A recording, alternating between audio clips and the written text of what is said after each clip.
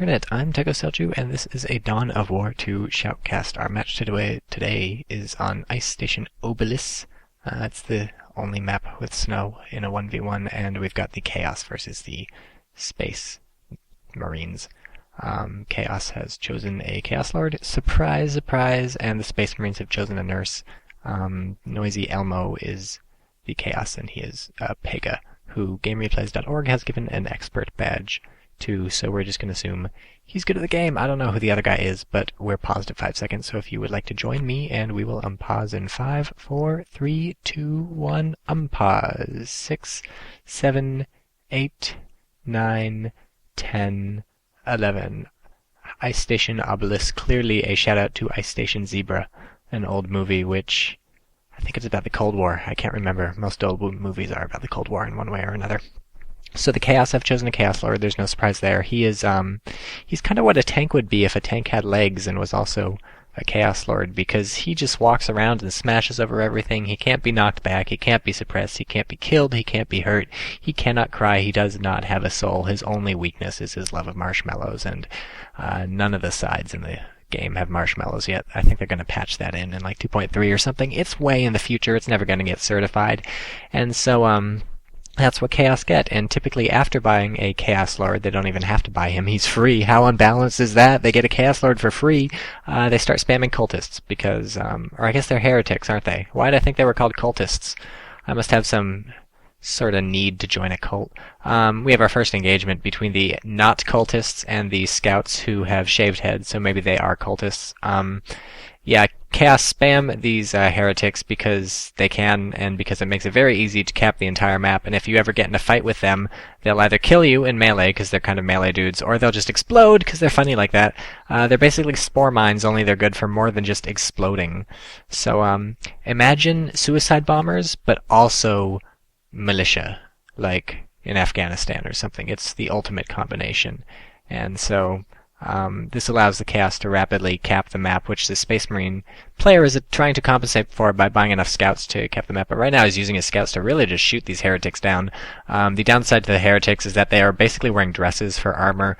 Not the greatest idea. Of course they're crazy, but, you know, whatever. It does give the scouts the ability to shoot them down if they turn their fire on the heretics first. Looks like the tactical Marines have upgraded with a flamer, I think. Yes, they have indeed upgraded with a flamer, so let's watch things burn. Yeah, burn, baby, burn. Whoa, whoa. I guess it's getting a little chaosy for the Space Marines. I guess their corruption is going up if you ever play the Chaos Rising single player, which I don't, because I'm too cheap to buy the expansion. Look at this fight right outside the Space Marine base. He's really been pinned in, but Chaos player is paying for that with heretics. And you saw the Apothecary is healing that one squad of scouts so that they don't die. Heretics dropping by the dozens, but I'd still... Oop, there goes the Chaos Lord bugging out of there. But I'd still say this is a good play by the Chaos player. Forcing the Marine player back to his base and forcing this fight has given him the ability to cap the map. Whether he's used this ability or not is kind of up in the air. And in fact, he hasn't succeeded in capping the entire map, but he does have much more than the Space Marine player at 3 minutes. 1, 2, 3, 4, and we have the first Chaos Space Marine squad out. Chaos Space Marines are just like normal Space Marines, but they're much more chaotic, so I'm going to make that joke a lot if that's okay with you. They're going to get matched up against normal Space Marines in a moment. The normal Space Marines are hurt, but they also have a flamer, so if they move in close, maybe we'll see them kill the Chaos. Down the south, we have the Nurse attacking heretics, and he's doing pretty well, so the heretics blow themselves up and run away. Typical. And looks like the Tactical Space Marines won their fight against the Chaos Space Marines because the Space Marines went away. So Chaos has now bought a Chaos Havocs unit, which is pretty much... they're called Havocs because the Space Marines have the trademark on Devastator. They're just Devastators. Relic kind of dropped the ball with this one. They just copied the Space Marines. I'm kidding. They didn't. Look at the flames! Righteous flames! Burn in righteous flame! They're Chaos. They probably get off on that.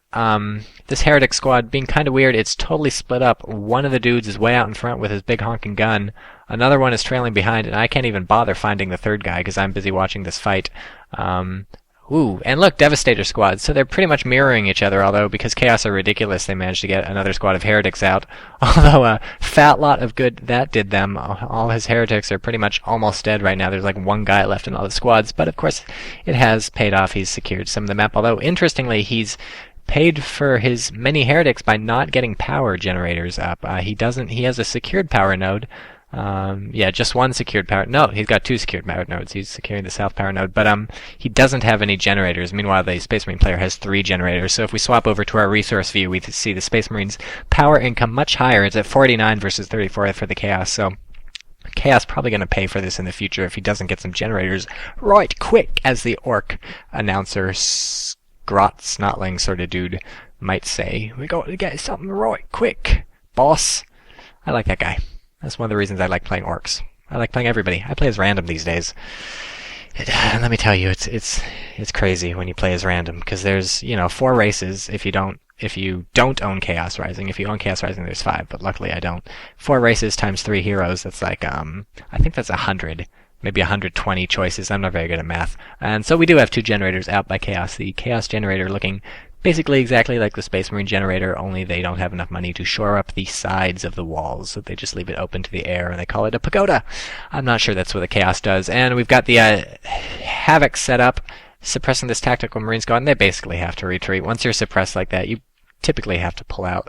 Some units like the Slugga Boys or the Knobs, or a lot of orc units, in fact, have the ability to break suppression, and of course if you have a jump unit or a burrow unit, in the case of the Ravener, you can jump or burrow your way out of it, but there's really not a lot of point in sticking around under suppression unless you have some way to remove that suppression pretty soon, because it's really just going to hurt you.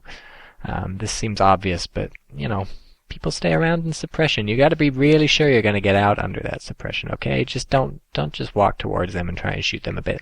I guess Chaos, Nurgle Marines or whatever, Plague Marines, Ugly Marines, they can still fire while they're suppressed, so I guess that's cool, but I don't know. In fact, what does suppression... I guess they'll move slower because suppression does that, but other than that, suppression's really not that bad if you get to keep shooting back, right? Because you actually take a receive damage modifier, goes down once you're suppressed. It goes down at least against the thing suppressing you, I believe. At least that's how it worked in Company of Heroes. I don't know. I'll have to look that up on a website and then forget it before my next shoutcast, so you'll never find out.